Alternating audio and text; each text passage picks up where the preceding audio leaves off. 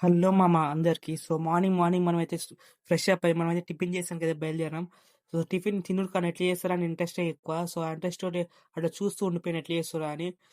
చూస్తుంటే మన దోశ అయితే మనకు వచ్చేసింది. సో దోశ తిని మనం ఇవాళ కాలేజ్ పోతున్నాం. సో అంత షాక్ అవ్వకూరి కాలేజ్ కింద పోతున్నాం మిడ్ ఎగ్జామ్ మాకు. సో కాలేజ్ పోతుంటే ఇక్కడ కన్స్ట్రక్షన్ వర్క్ జరుగుతుంది. సో జేసీబీలు లారీలు ఉన్నాయి. సో అవి చూస్తుంటే మనకు మస్తు ఇంట్రెస్ట్.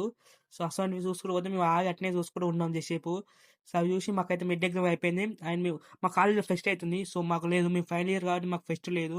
ఫస్ట్, సెకండ్, థర్డ్ ఇయర్‌గా అయితుంది.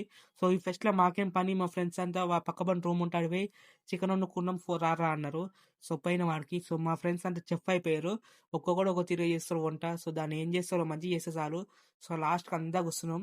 సో అంతా కూర్చొని అయితే మేమైతే తింటున్నాం. సో సూపర్ వండారు బాగానే బాగానే మా వాళ్ళు. మొత్తం ఎళ్ళి పనికిరారనుకున్నా కానీ బాగానే వంట చికెన్ కూర అయితే బాగానే వండారు. సో అందరం కలిసి చికెన్ కూర వండుకొని తిని సో మంచిగా ఎంజాయ్ చేసి టైం పాస్ చేసుకుంటూ తిని మేమైతే బయలుదేరి ఉంటాం.